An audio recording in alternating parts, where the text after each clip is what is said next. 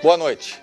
Domínio Público, seu programa de entrevistas está de volta. Todas as sextas-feiras você confere aqui assuntos da atualidade, a política e a economia, através de entrevistas muito especiais. Hoje o nosso entrevistado é o secretário estadual do Desenvolvimento e Assuntos Internacionais, Márcio Biolk. Ele irá falar sobre os investimentos do Estado e a ampliação da General Motors, a GM. Domínio Público, um programa a serviço da cidadania.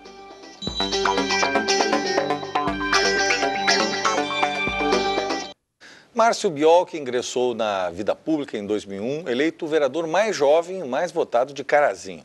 Foi eleito deputado estadual e líder da bancada do PMDB na Assembleia. Em 2008, foi indicado pela governadoria da Crucis para assumir a liderança do governo no parlamento. E sua atuação foi reconhecida através do prêmio Springer Carrier Ari, prêmio reconhecido na categoria Destaque Econômico 2008. Em julho do mesmo ano, assumiu como titular da Secretaria de Desenvolvimento e Assuntos Internacionais. E como secretário dessa pasta, integra o Conselho Deliberativo do SEBRAE. Boa noite, secretário.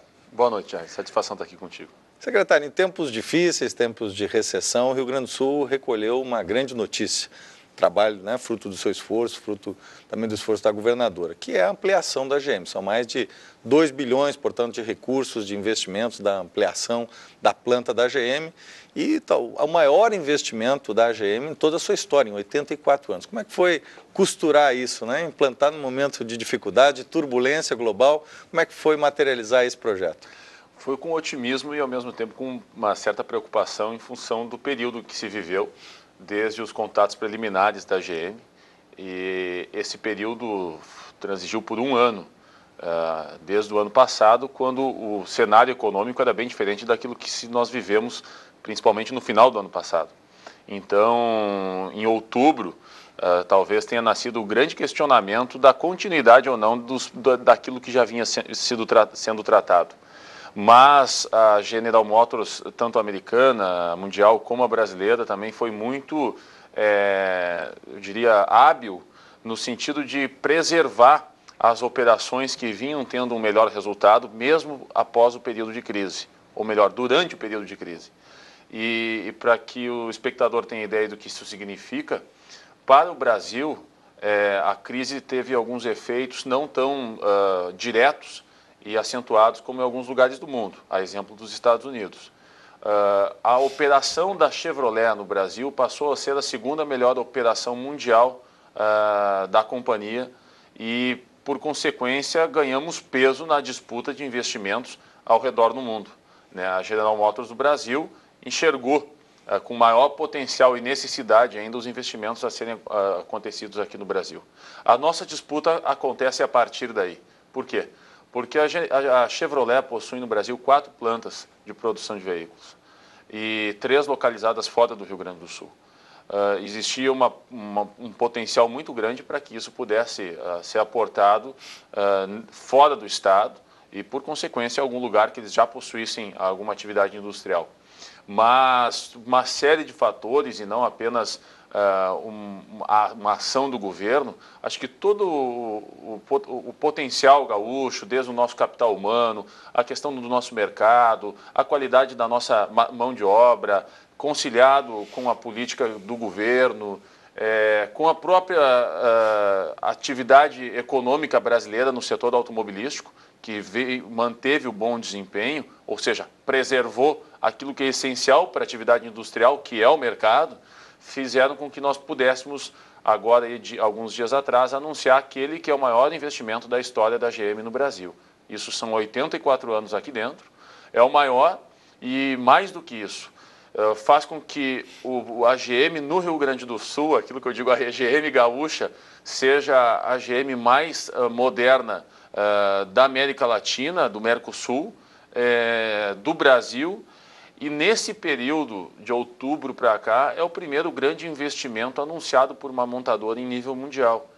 Então tem servido como uma referência para que nós, na venda, no bom sentido, do Rio Grande do Sul, não Brasil e mundo afora, utilizemos o caso da GM, como referência para mostrar a potencialidade, a competitividade do Rio Grande do Sul. E, claro, eu sempre digo, nós temos que vender o Estado mostrando também o nosso país.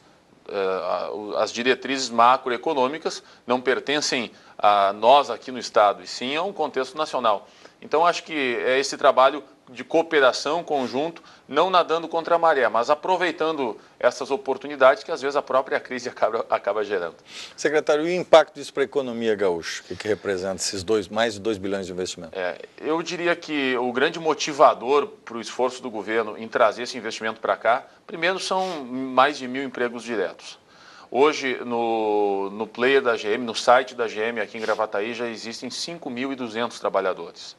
Então, no que diz respeito à geração daquilo que é o maior problema social do mundo, a geração de emprego, a falta de emprego, nós estamos conseguindo absorver aí um volume muito considerado, mesmo para a região metropolitana.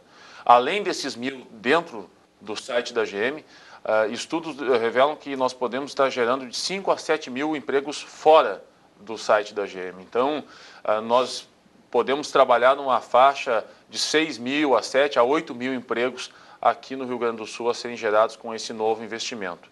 É importante considerar também, Jairo, para as pessoas poderem quantificar, para o espectador poder mensurar o que é o tamanho, além da cifra e do número de empregos. O anúncio original da GM não era do tamanho desse terceiro anúncio que foi feito hoje. O segundo anúncio da ampliação também não era do tamanho desse terceiro.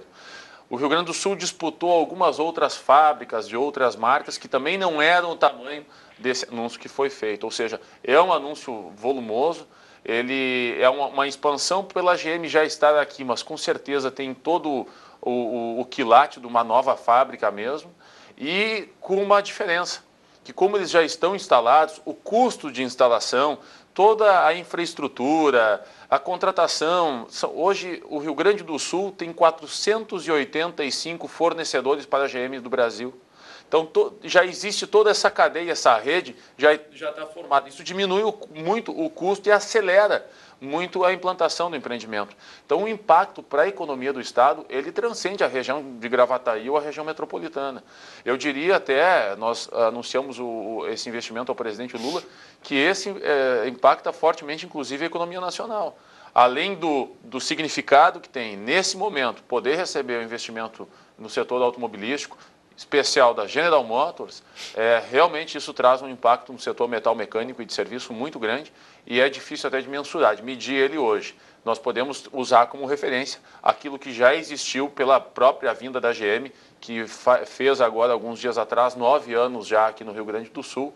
Então, nós percebemos não só para Gravataí, que se usa muito como referência a arrecadação do município, o efeito lá dentro, mas todo o polo metal mecânico no Rio Grande do Sul, os que existem, eles fornecem algum tipo de peça de serviço para a General Motors aqui do estado. Então, eu tenho certeza absoluta que, por mais que nós estejamos otimistas e tentemos quantificar o efeito, isso acaba trazendo uma ação em cadeia bem maior do que a gente pode vislumbrar agora. Secretário, houve um grande esforço também no sistema financeiro, do nosso Banrisul, né, o BNDES, isso foi muito importante também para viabilizar o investimento. Né? Os bancos públicos bem gerenciados, eu acho que já não podem aceitar mais aquela questionamento da sua existência ou não. Isso ficou comprovado que no período de crise a economia brasileira conseguiu mitigar melhor seus efeitos, absorver justamente por ter um bom funcionamento na área pública bancária. E no Rio Grande do Sul nós tivemos já 2 diferenciais.